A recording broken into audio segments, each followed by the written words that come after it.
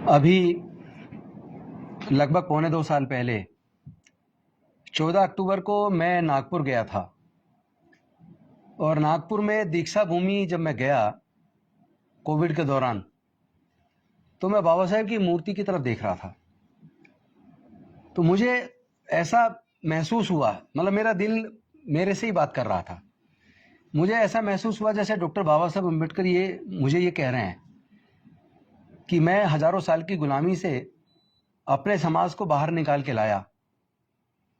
चार चार बच्चों ने मेरी जान गंवा दी और कितनी मुसीबतों के बाद इस कारवां को यहाँ तक लेकर आया।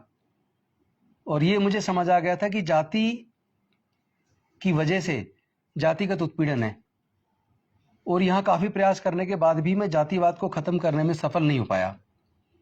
तो अगर अपने लोगों को जातिगत उत्पीड़न से बचाना है तो हमें अपने बुजुर्गों की सांस्कृतिक विरासत में बुद्ध के धम्म में आना होगा। और उसी के साथ संकल्प के साथ उन्होंने 14 अक्टूबर 1956 को बौद्ध धर्म की दीक्षा ली। लेकिन मैं तो 1 महीना 22 दिन बाद निर्वाण प्राप्त हो गया। मेरे बाद तुम लोग जो बाहर गुलामी से निकाला, आपको अच्छे अच्छे पदों तक पहुंचाया, आपके पढ़ने के रास्ते खोले, आपके नौकरी के रास्ते खोले, आपके एमपी एमएलए मंत्री बनने के रास्ते खोले, क्या तुम सारे गद्दार साबित हुए? क्या तुम मेरा ये सपना है कि हमारे देश से जाति के नाम पे जो उत्पीड़न है खत्म हो और एक प्रबुद्ध भारत बने, बौद्धमय भारत बने, जहां सबके लिए समता, स्वतंत्रता, बंधुता और न्याय हो, सबके लिए प्रज्ञा हो, सबके लिए सील हो, करुणा हो? क्या ये जो मेरा सपना था भारत को बौद्धमय बनाने का, क्या तुम मेरी इतनी नकारा और निकम्मी औलाद हो कि मेरा सपना पूरा नहीं कर सकते? मतलब ये मैं खुद बाबा साहब के देखते हुए ऐसा फील कर रहा था कि जैसे शायद वो मेरे से ये कह रहे हैं। मैं वहां से बाहर निकला, बाहर कुछ मीडिया के साथी खड़े थे, तो मैंने उनके सामने यही बात बोल दी और मैंने कहा कि 2025 तक हम 10 करोड़ अपने लोगों को अपने बुजुर्गों की सांस्कृतिक विरासत में, बुद्ध के धम्म में वापस लेकर आएंगे। वापस जब मैं दिल्ली आया तो हम लोगों ने मिशन जय भीम जो हम लोगों ने बनाया था, उसको बने कुछ महीने हुए थे, उसमें अपने सारे साथियों के साथ इस पे चर्चा की। फिर जो अलग अलग प्रदेशों के प्रतिनिधि हैं हमारे, उनसे चर्चा की। चर्चा करने के बाद फिर यह तय हुआ कि एक साथ 10 करोड़ बनाना, तो अनुभव कैसे होगा कि सफल होंगे असफल होंगे। फिर हमने इसको कहा कि इसका एक तरीका है, हम इसको चरणबद्ध करते हैं। हमने उसको 4 चरणों में बांटा कि हम 4 चरणों में दीक्षा का प्रोग्राम आयोजित करेंगे। पहला चरण इसी साल अशोक विजयदशमी को 5 अक्टूबर 2022 को डॉक्टर अंबेडकर भवन, रानी झांसी रोड, करोल बाग, जो बाबा साहब ने अपने अकाउंट से चेक काट के खरीदा था, उसी जगह पर, उस पवित्र भूमि पर इस बार 5 अक्टूबर को दीक्षा दिवस के दिन 10 करोड़ से ज़्यादा लोग अपने बुजुर्गों की सांस्कृतिक विरासत में वापस आएंगे। कुछ लोग कह रहे हैं कि आप धर्म परिवर्तन करवा रहे हो, तो मैं उनको बता देना चाहता हूं, मैं धर्म परिवर्तन के बेहद खिलाफ हूं। हम कोई धर्म परिवर्तन नहीं करवा रहे। हम सिर्फ ये लोगों को समझाने का प्रयास कर रहे हैं कि जिस तरह घर से कोई आदमी निकलता है और वो दूर चला जाता है और मान लो उसकी याददाश्त खो जाए, वो रास्ता भटक जाए, जब उसकी याददाश्त वापस आ जाती है, उसे अपने घर का रास्ता वापस याद आ जाता है, तो वो वापस अपने घर ही तो आता है फिर। तो उसी प्रकार हमारे पूर्वज बौद्ध थे, हमारी बुद्धिस्ट संस्कृति भारत से गई, पूरी दुनिया ने स्वीकार किया। आज हमें जब यह एहसास हो गया अपना इतिहास पढ़ने के बाद कि हमारा इतना गौरवशाली इतिहास है, हमारे पूर्वज बौद्ध थे, तो आज हम अपने लोगों को अपने बुजुर्गों की सांस्कृतिक विरासत के बारे में, अपने बुजुर्गों के इतिहास के बारे में बता रहे हैं। तो पूरा समाज तैयार हो रहा है कि हम वापस अपने घर में आएंगे, अपने बुजुर्गों की सांस्कृतिक विरासत में, बुद्ध के धम्म में वापस आएंगे। तो ये जो दीक्षा का प्रोग्राम है, ये बेसिकली अपने बुजुर्गों की सांस्कृतिक विरासत को सजोने, संवारने का, अपने समाज को वापस दीक्षित करने का ये पर्व है। इस साल 5 अक्टूबर को 10,000 का लक्ष्य रखा था, लेकिन जैसे जैसे मैंने देखा पूरे देश में जो मिशन जय भीम के लोग और बाकी भी हमारे समाज के लोग, अलग अलग संगठनों के लोग भी कोशिश कर रहे हैं, उस कोशिश से वो 10,000 जो हमने तय किया था, वही कम से कम 30-40 हज़ार पे तो अभी तक पहुंच चुका है, जो लोग रजिस्ट्रेशन के लिए अप्लाई कर रहे हैं। गुजरात में बहुत बड़े पैमाने पे लोग दीक्षा का आयोजन कर रहे हैं। हर साल वैसे तो अशोक विजयदशमी पे दीक्षा का आयोजन होता है, भारतीय बौद्ध महासभा हर साल करती है और भी संगठन करते हैं, लेकिन इस बार अकेले गुजरात में ही 10,000 से ज़्यादा लोग कर रहे हैं, यूपी के अंदर 10,000 से ज़्यादा लोग कर रहे हैं, दिल्ली के अंदर 10,000 से ज़्यादा लोग कर रहे हैं, बिहार में कर रहे हैं, मध्य प्रदेश में कर रहे हैं, महाराष्ट्र में कर रहे हैं।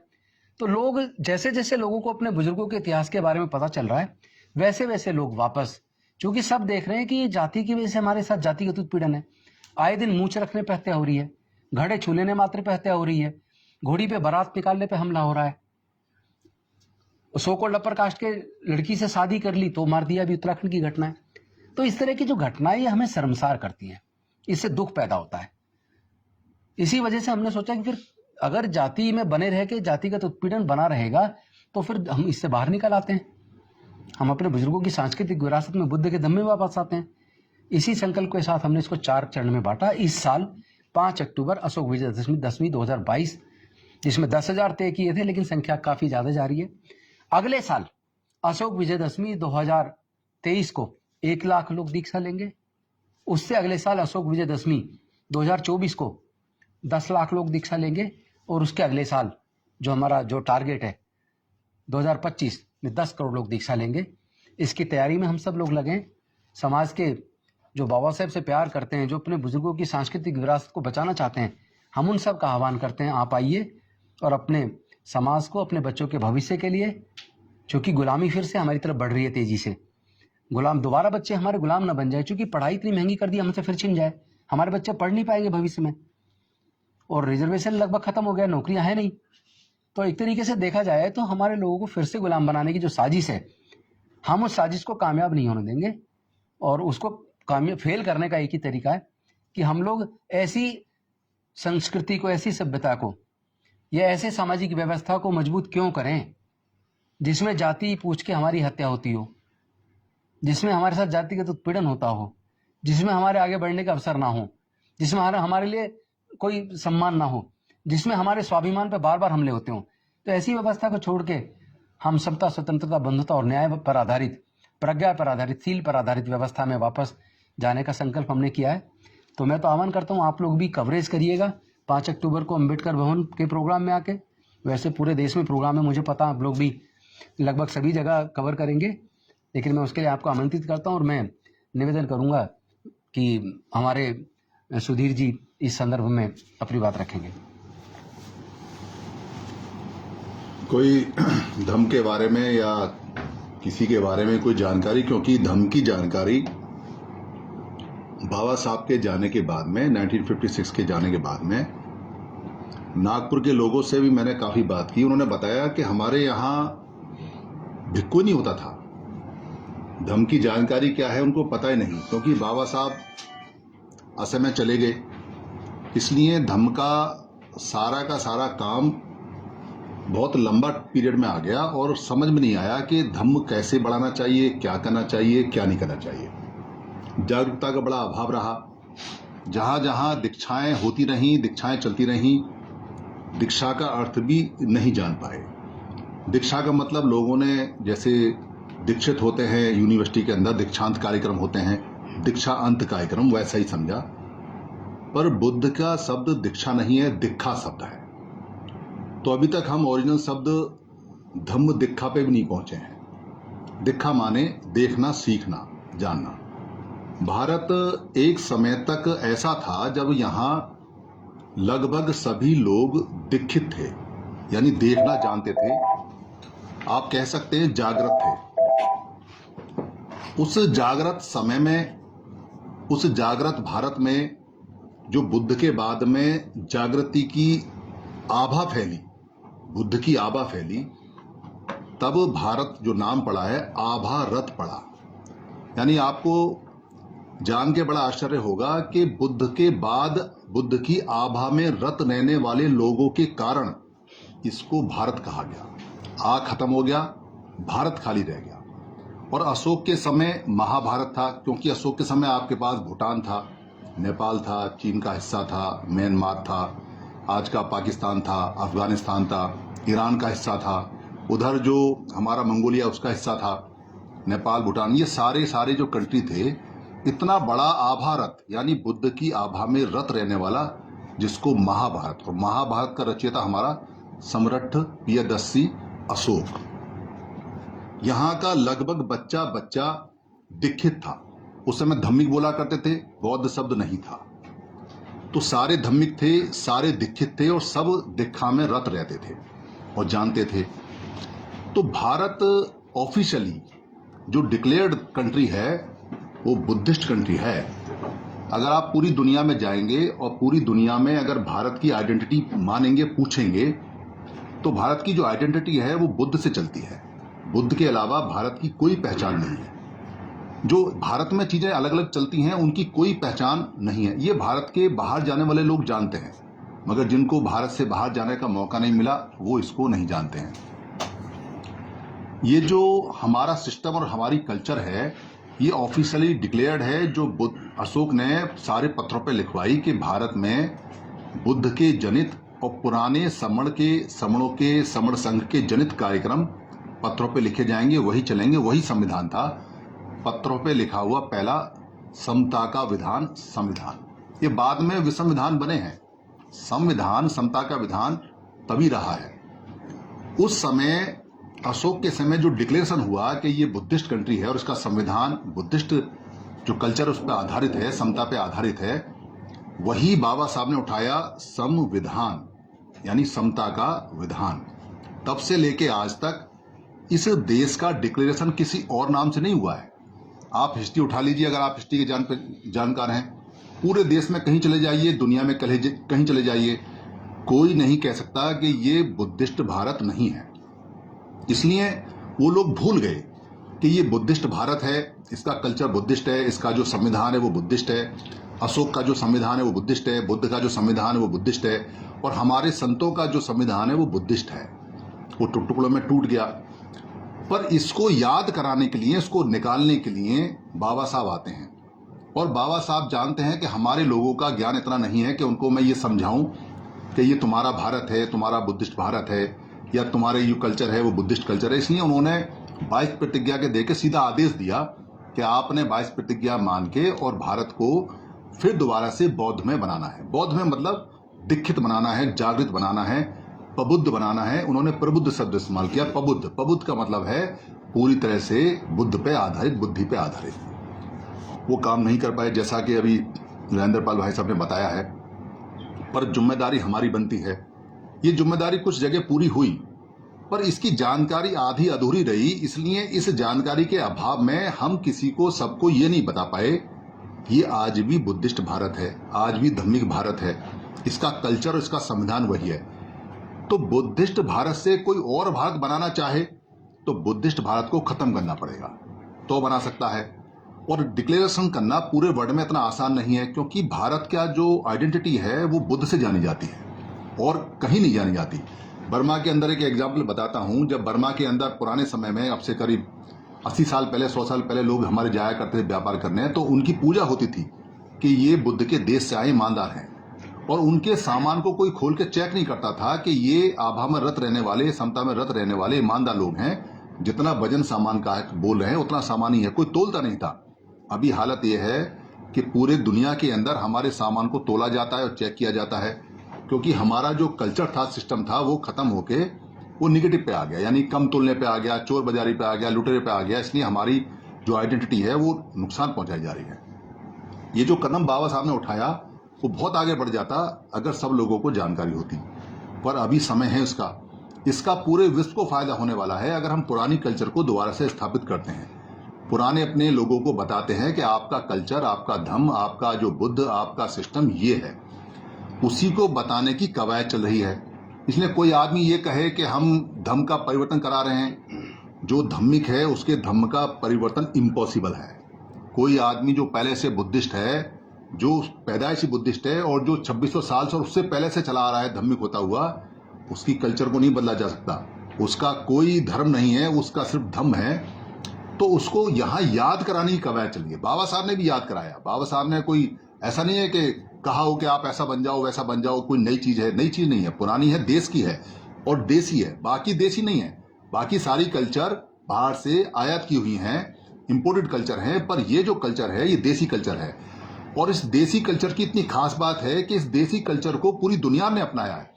चीन का तो नाम ही इसके ऊपर पड़ा हुआ है। चीन को बोलते हैं चाइना, और चाइना बना हुआ है ध्यान से, उसको ध्यान बोला करते हैं। तो ध्यान को पाली में बोलते हैं ध्यान, जहां ध्यान लगाते हैं उसको ध्यान बोलते हैं। ध्यान से चांद पड़ा है, चांद से चीन पड़ा हुआ है। तो पूरा का पूरा आभा रथ है और एक एक शब्द पाली का चलता है और एक एक शब्द बुद्ध का चलता है। हिंदी तो 80% पाली ही है, वही बुद्ध के वचन चलते हैं सारे और एक एक शब्द वही मारक है। अब सवाल ले लें। हाँ, इसलिए पूरा कर दूं। इसलिए नागपुर के अंदर बड़ी दीक्षा होने वाली है, मैं नागपुर में रहूंगा। आप लोग यहाँ दिल्ली में, क्योंकि यहाँ एक बड़ी दीक्षा होने वाली है, यहाँ रहेंगे। गुजरात के अंदर भी बताया कि वहाँ 10,000 का रजिस्ट्रेशन हो चुका है, वो दीक्षा रहेगी। तो ये दिखाने का काम, समझाने का काम पूरे देश में है और आप लोग इसको इसी तरह से अगर करेंगे तो ये हो जाएगा। धन्यवाद। आप लोग सवाल करना चाहें तो कर सकते हैं। मंत्री जी, आपने कहा अभी कि जाति जो है वो धम्म में नहीं है, लेकिन देश भर में आप ही की तरह जो लोग तमाम लोग काम कर रहे हैं, उसमें बाबा साहब के पौत्र हैं, वो इस बात को बार बार रिपीट कर रहे हैं कि आप अपने जाति के कॉलम में, जाति और धर्म के कॉलम में बुद्धिस्ट लिखवाएं। तो क्या ऐसा संभव है कि जाति और धर्म दोनों साथ साथ चले? देखिए, कभी कभी क्या होता है कि जब सांप काट लेता है ना, तो उसको ठीक करने के लिए सांप के जहर सी दवाई बनती है। तो जाति को खत्म करने के लिए कुछ समय के लिए इसका सहारा लेना पड़ सकता है, क्योंकि अभी हमारे लोग सोचते हैं कि रिजर्वेशन चला जाएगा, तो पहले जोड़ने की जरूरत है। रिजर्वेशन वैसे तो किताबों में रह गया, पेपर पे रह गया, हकीकत में तो बचा नहीं है। नौकरियां हैं नहीं, पढ़ाई इतनी महंगी कर दी कि अब पढ़ाई भी छिन गई है। लेकिन कुछ लोग छोटे लालच में जो बड़ा हमारा सब कुछ जो लूट गया है उसको वापस लेने के बाद छोटे लालच में उलझे रहते हैं। मुझे लगता है आपके सवाल का यही सही जवाब है कि पहले जोड़ने की प्रक्रिया में अगर वो इस रास्ते से भी चलें, जुड़ तो जाएं। जब जुड़ जाएंगे, सच को जान लेंगे, उसके बाद वो अपने आप ही अच्छे रास्ते पा जाएंगे। गौतम साहब, आपके सवाल जी बिल्कुल। आपके मतलब पूरे प्रेस कॉन्फ्रेंस में ये दिख रहा है कि अपने लोगों की आप घर वापसी करा रहे हैं।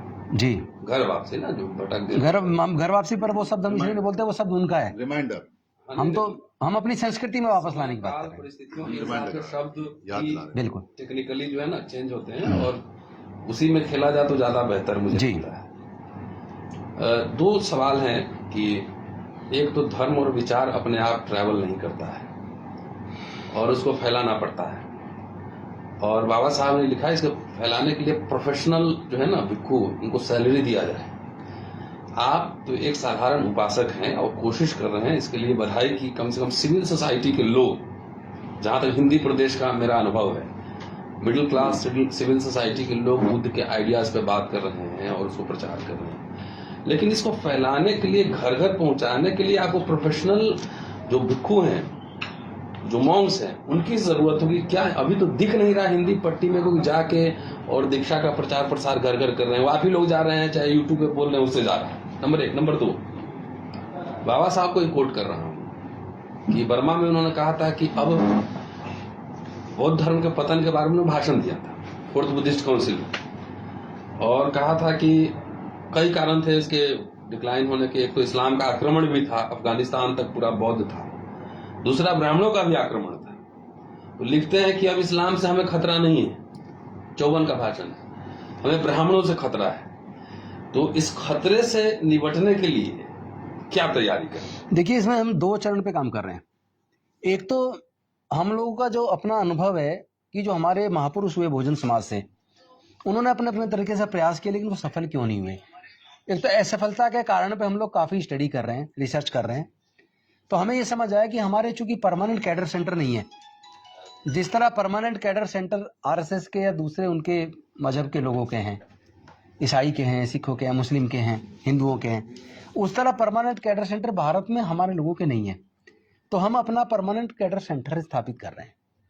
उसका क्या कुरिकुलम होगा, क्या उसमें पढ़ाया जाएगा, कौन कौन से हमारे महापुरुष हैं, उनके जीवन संघर्ष को किस तरह से पढ़ाना है, किस तरह डिजाइन करना है, उसकी डॉक्यूमेंट्री भी बनानी है। तो सब साधन पे काम चल रहा है। एक करीब 11 प्रोफेसर्स की टीम इस पे काम कर रही है। मोटा मोटा रोड मैप तैयार हो गया है, कंस्ट्रक्शन वाला काम उस पे भी काम चल रहा है। दूसरा, हमारे बौद्ध भिक्षु जो बने, उनको भी कैडराइज करके, उनको ट्रेनिंग देके, भिक्षु एक तो कपड़े पहनने ना चीवर धारण करने से भिक्षु नहीं होगा, उसको ज्ञान को अर्जित करना, फिर उस ज्ञान को आगे देना। मठाधीश बनने से नहीं चलेगा कि आप एक जगह कब्जा करके बैठ जाओ और वहीं बैठ जाओ, उसको मालिक बन जाओ, उससे नहीं चलेगा। बुद्ध के धम्म में भिक्षु का काम तो विचरण करना है और ज्ञान बांटना है, ज्ञान को फैलाना है। तो बुद्ध का जो धम्म का जो प्रकाश है, जो सबके लिए मंगलकारी है, उसको लोगों तक पहुंचाना है। इसके लिए हमें ऐसे भिक्षु तैयार करने, उनको बकायदा पूरा एजुकेट करके, उनको पूरा कैडर देके, पूरा धम्म का अच्छे से ट्रेनिंग देके, फिर वो लोग आगे चलें। और समाज में भी हम उपासकों के बीच ऐसा संदेश दे रहे हैं कि उपासक भी समझें कि भिक्षु के खाने का, ठहरने का, मान लो 2 दिन के लिए यहाँ आया तो यहाँ कौन उपासक उनका ध्यान रखेंगे, यहाँ से ज्ञान दे के वो आगे चले गए, वहाँ कौन रखेंगे। तो हमें उपासकों के अंदर भी वो श्रद्धा भाव आना चाहिए। तो उस पर सब पे काम चल रहा है। मैं समझता हूँ कि आने वाले समय में आपके सवाल रिजोर हो जाएंगे। दूसरा एक खतरे की बात डॉक्टर अम्बेडकर ने की थी कि क्लियर बोले, नहीं वो बिल्कुल सच बोला उन्होंने, लेकिन उस खतरे से बचने का मार्ग एक है। हम अगर ये हमें पता लग जाए कि भाई इस पानी में बैक्टीरिया है और ये जानने के बाद भी हम उसे पिएंगे, तो फिर तो इन्फेक्शन होना तय है, फिर बचेंगे कैसे बीमारी से। तो अगर आपके पास शुद्ध पानी है, अच्छा पानी है, तो हमें अच्छा पानी उपलब्ध है तो उसे पीना चाहिए। तो इसका एक ही तरीका है, जिन चीजों से खतरा है उससे तो दूरी तो बनाए। आप खतरे की तरफ बढ़ोगे तो फिर तो सर तो फूटेगा ही। उस खतरे से अपने लोग को दूर करना है। वो खतरे बिल्कुल सही हैं, दोनों खतरे हैं वो। लेकिन सर, वर्तमान परिप्रेक्ष्य में अगर हम बात करें तो एक तरफ आप लोगों को घर वापसी करा रहे हैं, बौद्ध धर्म से जोड़ना चाहते हैं, और दूसरी तरफ आपकी ही पार्टी है, जितनी भी राजनीतिक पार्टियां हैं, जब भी चुनाव की बात आती है तो लोगों को सबसे पहले मंदिरों की ओर लेकर। सॉरी, यहाँ पहले ही बात स्पष्ट हो गई थी कि ये कॉन्फ्रेंस, एक मिनट, ये कॉन्फ्रेंस समाज के बारे में, धर्म के बारे में। पॉलिटिकल क्वेश्चन पूछना उसके लिए अलग से बाइट ले लेना, यहाँ आप सामाजिक बात कर सकते हैं। मैं धर्म के बारे में पूछना चाह रहा था। धर्म जो है कोई आज की वो नहीं है, ये बहुत पुरानी है, मगर इससे लोग क्यों बिछड़ गए जो आज जो उनको जागरूक करना पड़ रहा है। देखिए, आप ये प्रूव करो कि हमारे लोग धम्म से बिछड़ गए या विमुख हो गए, और आप ये प्रूव करो कि जो घर वापसी का शब्द आप इस्तेमाल करते हो कि हम घर से बाहर गए कब हैं, घर छोड़ा कब है। हमारी सिर्फ याददाश्त फेड हुई है, हमें सिर्फ याददाश्त, हमें याद कराया है। कोई आदमी किसी को किसी धर्म में कभी भी जिंदगी भर बदल ही नहीं सकता। जो बचपन से लेकर बुढ़ापे तक जो सीखता है उसको नहीं बदला जा सकता है। और धर्म की जड़ें बहुत गहरी होती हैं, और भारत में धर्म की जड़ें दुनिया तक पहुंची हैं, सबसे बड़ी हैं। तो सुनिए, मैं बता दूं आपको। एक मुस्लिम एमपी मुझे मिले, आप ध्यान से सुनना, बहुत इंपॉर्टेंट है। मुस्लिम एमपी की बात कर रहा हूं, मेरे मित्र जामिया में रहे। वो कहते रहे कि समय बड़ा खराब है आपके लिए, आप दलित, और हमारे लिए हम मुस्लिम। वो ऐसे ही कुछ मित्र और भी लोग बैठे थे, वो पूरा आधा घंटा बोलते रहे, मैं चुप रहा। तो उनको थोड़ा खटका के बोला नहीं, तो बोले आपका क्या विचार है। तो मैंने कहा आप और हम जिंदगी में एक देश के नागरिक, एक परिवार के नागरिक नहीं हो सकते, क्योंकि आप यहाँ लोगों को कह रहे हैं दलित और अपने आप को कह रहे हैं मुस्लिम। आप मेरे को ये बताओ कि आप मुस्लिम कब से हो। अब वो सवाल का जवाब तो देना था। और मोहम्मद साहब का, जो मोहम्मद सल्लल्लाहु अलैहि वसल्लम है, उनका जो बर्थ है वो 1400 साल पुराना है। तो 1400 साल पुराना ही तो कोई मुस्लिम होगा, इस्लाम में आया होगा। जब इस्लाम उन्होंने बनाया है, उससे पहले वो जिस फैमिली के रहे हैं, वो ईसा की फैमिली रही है, वो ईसाई लोग रहे हैं। तो उससे पहले वो ईसा रहे होंगे, वो उनकी बात है जो यरूशलेम में चलती है। पर हमारे यहाँ जब मुस्लिम यहाँ आए होंगे तभी तो कोई मुसलमान बना होगा। कोई भविष्यवाणी तो हुई नहीं है कि वहाँ मोहम्मद साहब का बर्थ हुआ और यहाँ मुसलमान हो गए। वहाँ से कोई विचार आया, जब चला जब बने हैं। तो 1400 साल से पुराना नहीं हो सकता। फिर मैंने उनसे पूछा कि अब आप बताओ 1400 साल पहले क्या थे। मुसलमान तो 1400 साल पहले थे नहीं, और आपके माता पिता तो रहे होंगे ना ये भारत में, बिना माता पिता के तो पैदा नहीं हुए हो। कह रहे हाँ जी, तो क्या रहे होगे। तो उन्होंने कहा कि हम अशोक के समय शायद बुद्धिस्ट रहे हैं। तो ये बात मानते हो। कह रहे हाँ जी, ये बात मानते हैं, क्योंकि जब हम मुस्लिम नहीं थे तो हम बुद्धिस्ट रहे होंगे। अच्छा ये बताओ, जब बुद्ध नहीं थे तब क्या थे। अब वो फिर अगर इसका तो पता नहीं। आप सबको चैलेंज है, आप अपनी आइडेंटिटी बता दो कि आपकी आइडेंटिटी है। सबको चैलेंज है, पूरे भारत के जितने लोग हैं सबको चैलेंज है। आप अपनी आइडेंटिटी बताओ कि आपकी आइडेंटिटी क्या है। आपको बुद्ध से पहले, क्योंकि अधिकतर हमारे जो लोग हैं वो बुद्धिस्ट पे आकर रुक जाते हैं, पर बुद्धिस्ट से पहले नहीं बातें। बुद्धिस्ट से पहले हम लोग प्राकृतिक धम्मिक थे और हम सारे समण थे, पर भारत में एक भी वर्ण नहीं था। वो कल्चर जो है वो कल्चर बुद्ध ने बताई है, इसलिए बाबा साहब का आदेश है कि आपको उस बुद्ध की कल्चर में आना है। 5 तारीख का प्रोग्राम है, उसके रिलेटेड सवाल पूछा जाए, यहाँ कैटरिंग ऐप नहीं चल रहा, ठीक है? किसी को अनुमति नहीं है 5 तारीख के अलावा कोई सवाल पूछना? सर एक बेसिक से सवाल है जो हम लोग जुड़ते हैं उससे, और हम लोग जो खबरें चलाते हैं उसके बाद कई फ़ोन भी आते हैं कि लोगों के मन में एक बात रहती है कि जब हम बुद्धिस्ट बन जाएंगे तो उसके बाद हमारे रिजर्वेशन का क्या होगा, क्या हमें रिजर्वेशन का लाभ मिलेगा कि नहीं। आप पेशे से एडवोकेट भी हैं, इसको क्लियरफाई करिए। संवैधानिक दृष्टि से अगर बात करूं तो 2016 में गवर्नमेंट ऑफ इंडिया से एक ऑर्डर निकला जिसकी कॉपी मैं आपको अवेलेबल करा दूंगा, मैंने बाकी राज्यों में भी भेजी है, कि आप कास्ट सर्टिफिकेट अप्लाई करते वक्त वो लिख सकते हैं, आपको अलाउ वो मिल जाएगा सर्टिफिकेट। मैं तो उससे एक कदम आगे बढ़ के बोल रहा हूँ कि रिजर्वेशन तो वैसे ही खत्म हो चुका है, हमें तो आगे का सोचना है। हम बौद्ध में बनेंगे, पूरा भारत हमारा, सारी प्राकृतिक संसाधनों में हमारा हिस्सा कहाँ है? हम व्यापार में नहीं है, हम तो कहीं भी नहीं है, तो हमारे में है क्या? और नौकरियां बची कहाँ हैं? छोटे लालच को छोड़ के अब पूरे देश के संसाधनों में हिस्सेदारी भागीदारी की बात करनी पड़ेगी। अब रिजर्वेशन की बात छोड़नी पड़ेगी। हमें देश के उद्योग में, देश के व्यापार में, देश के सारे प्राकृतिक संसाधनों में, एग्रीकल्चर लैंड में, जल जंगल जमीन में, जहाँ अरबों खरबों रुपया पैदा होता है, हमें उसमें सब में हिस्सा चाहिए। अब तो उसकी बात करनी पड़ेगी। सर एक छोटा सा सवाल है, मैंने कई बार पहले भी पूछा है। लगभग 70 साल से ज़्यादा हो गए हैं भारतीय बौद्ध महासभा को काम करते हुए। समता सैनिक दल भी लगातार धम्म दीक्षा करवा रहा है। जब इस बारे में खोज खबर हमने की तो दिल्ली एनसीआर के अंदर सिर्फ 3 गजेटेड बौद्ध निकले पूरे दिल्ली एनसीआर के अंदर, जो कि रजिस्टर्ड बौद्ध हैं, गजेटेड। उसके अलावा हर साल इतने लाखों लोग बौद्ध बन रहे हैं, कभी श्रीलंका से, थाईलैंड से, बहुत कंट्री से। अंतानी जी, आप 4 साल बाद रिकॉर्ड चेक करना कितने बौद्ध हैं। मैं उस बारे में जानना चाह रहा हूँ कि क्या इस बारे में भी हमारा जो मिशन जय भीम है काम कर रहा है कि उनको, क्योंकि यूपी सरकार, यूपी गवर्नमेंट ने मैं ब्रीफ में आपको बता दूं, उन्होंने एक कानून बनाया है कि अब डीएम से पूछे बिना आप अपने धर्म को या धर्म को चेंज नहीं कर सकते। कहीं ना कहीं उनको पता था कि उत्तर प्रदेश के अंदर बहुत तीव्र गति से बौद्ध धर्म की तरफ लोग वापिस आ रहे हैं। तो मिशन जय भीम में भी कुछ। अंतानी जी, एक बात तो मैं बड़ी इस बात से खुश हूं कि सारे पत्रकार आपका आदेश मानते हैं और जानकारी लेने के लिए रुक जाते हैं। दूसरा सवाल का जवाब ये है कि जो और मत हैं उनमें कहाँ सर्टिफिकेट, और पूरे दुनिया के अंदर जो मत है कौन गजेटेड सर्टिफिकेट देता है और कौन मत का सर्टिफिकेट है और किसके पास है? हमारे पास अशोक का सर्टिफिकेट है कि भारत बौद्ध में भारत है। वो अपना सर्टिफिकेट दिखाओ भाई, तुम कौन हो, क्या हो। उनके सर्टिफिकेट कोई पूछता नहीं, आप अपने सर्टिफिकेट अपने लोगों से बात करते हो। यहाँ जो बात कर रहे हैं, एक सेकंड, यहाँ जो बात कर रहे हैं, एक सेकंड लूंगा बस, यहाँ जो बात कर रहे हैं कि शेड्यूल कास्टों के बौद्ध बनने की बात नहीं है, इसको थोड़ा वाइड कर लो। भारत के अंदर इतने से वमन हैं और इतने समण हैं, जब ये सारे अपने कल्चर में, अपने धर्म में, अपने बुद्ध में आ जाते हैं तो आपका संविधान ये कहता है जिसकी जितनी संख्या भारी, बताओ क्या चाहिए हिस्सेदारी?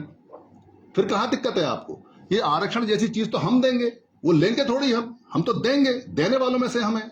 तो आप सोच को बड़ा करो, सोच बड़ा करने के लिए तो धम्म है, सोच बड़ा। अब आप अंबेडकर को खींच के अनुसूचित जाति में ले आओ और छोटा कर दो, और संवैधानिक होके उनको विश्व जो उनकी विभूति है उससे खींच के नीचे तक ले आओ, दीना भानाजी को खींच के जाति में ले आओ, तो आपका क्या होगा? अब लड़ो जाति में, करो, छोटे छोटे बनाओ घर। 6,743 ये है और 29 लाख संगठन है, तो 29,6,743 टुकड़ों में बटो और उसकी पत्रकारिता करो तो जीत जाओगे, बात खत्म होती है। सर, बौद्ध धर्म से लोगों को जोड़ने से आपका क्या मतलब है? क्योंकि बहुत सारे ऐसे लोग हैं, क्योंकि आप एक तादाद, बड़ी संख्या की बात कर रहे हैं, लाख फिर करोड़ तक। बौद्ध धर्म से मतलब है बुद्धि पे आधारित। सवाल दूसरा है, सवाल ये है कि आप जिस संख्या की बात कर रहे हैं, ऐसे बहुत सारे बड़ी तादाद में लोग हैं जिनको मैं जानती हूँ कि वो बौद्ध हैं, धर्म से जुड़े हुए हैं, लेकिन हिंदू मोह को नहीं छोड़ पाते। गंगा में अभी भी वो विसर्जित करते हैं मूर्तियां, मूर्ति पूजन। मैं आप ही के सवाल का जवाब दे रहा हूँ, तो इससे उस मोह से कैसे मैं निकालता हूँ। एक्चुअली क्या है कि बौद्ध धर्म बुद्धि और ज्ञान पे आधारित धर्म है, वैज्ञानिक दृष्टिकोण पे आधारित धर्म है। धर्म में और धर्म में पहले तो एक तो अंतर करना सीखो। धर्मशास्त्र से चलता है और धर्मशास्त्र सवाल पूछने की, क्वेश्चन करने की इजाजत नहीं देता। धर्म ज्ञान से चलता है, बुद्धि और विवेक से चलता है, तर्क से चलता है, उसमें क्वेश्चन पूछने की इजाजत है, उसमें आडंबरवाद, पाखंडवाद के लिए कोई जगह नहीं है। तो जिन लोगों की आप बात कर रहे हैं वो लोग अभी उनके ज्ञान के चक्षु खुले नहीं है, जिस दिन उन्हें ज्ञान मिल जाएगा, जिस दिन समझ आ जाएगी, उस दिन वो अज्ञानता के रास्ते को छोड़ देंगे। अभी तो उन्हें ये पता ही नहीं है, जिस लाठी को वो तेल पिला रहे हैं वो लाठी उनके सर को फोड़ रही है। ज्ञान लेंगे कैसे? उनका ज्ञान का ग्लास ऑलरेडी भरा हुआ है उस नहीं, उसीलिए तो हमारी जिम्मेदारी है ये, इसीलिए तो हम ये सब काम कर रहे हैं। अगर वो पहले से ही विद्वान होते और ज्ञान के रास्ते पे चलते, अंधकार से दूर हो जाते, फिर हमें मेहनत करने की जरूरत नहीं पड़ती। इसीलिए हमें करनी है, क्योंकि वो गलत रास्ते पे हैं, उन्हें सही मार्गदर्शन की जरूरत है। उन्हें, जैसा इन्होंने कहा ना कि हम तो बौद्ध तो थे पहले से ही हैं, याददाश्त चली गई, याददाश्त वापस दिलानी है, वही काम करना है। आपका जो Thank you. फोल्डर एक है, सवाल है सर कि जो कॉन्स्टिट्यूशनल टर्म्स में कि एक परसेप्शन बना दिया गया कि बुद्धिज्म मतलब शेड्यूल कास्ट, तो जो सम्राट अशोक के वंशज हैं हम लोग के, तो जिसमें खासकर किसान जातियां हैं, ओबीसी जिसको बाबा साहब ने कॉन्स्टिट्यूशनल कहा है, मराठा, जाट, गुर्जर, पटेल, इनको कैसे जोड़ेंगे? इसके लिए कोई रोड मैप है? जी बिल्कुल है। मैं आपको बताना चाहूंगा, ये किसी और ने नहीं बनाया। ये जो दलित समाज के कुछ लोग हैं जिन्होंने डॉक्टर बाबा साहब अम्बेडकर को, बुद्ध को अपने तक सीमित रख दिया है, वो लोग ये छाप लगा रहे हैं। बुद्ध का धर्म तो ज्ञान पे आधारित है, बुद्धि पे आधारित है, विवेक पर आधारित है। वो तो एक जीवन जीने का एक अच्छा मार्ग है, उसमें जाति के लिए, वर्ण के लिए कोई स्थान ही नहीं है। जो लोग अभी भी जाति में बने हुए हैं वो लोग फिर बौद्ध नहीं है। तो हम जो काम कर रहे हैं वो अपने लोगों को ज्ञान, जो बुद्ध का असली ज्ञान है, जो बाबा साहब देकर गए, रिमाइंड करा कर गए, उसको लोगों को एक तरीके से समझाने का प्रयास कर रहे हैं कि आप सच को जानो। किसी बात को राजेंद्र गौतम के कहने से मत मानो, सुधीर के कहने से मत मानो। जो बुद्ध खुद कह के गए कि किसी विद्वान ने कही है, मैंने कही है, बड़े पुस्तकों में लिखी, उससे मत मानो। पहले उसको जानो, उसको बुद्धि और विवेक की तर्कपूर्ण कसौटी पर कस के देखो, उसके बाद आपको लगे बात सही है तो मानो। तो हम तो सच्चाई का बोध करा रहे हैं। जैसे जैसे लोग सच्चाई को जान जाएंगे, वैसे वैसे ये जो जाति की बीमारी है ना, ये बेड़ियां टूट जाएंगी। आप विश्वास रखिए, आने वाला समय बहुत अच्छा है। Thank you very much. नमो बुद्धाय, जय भीम।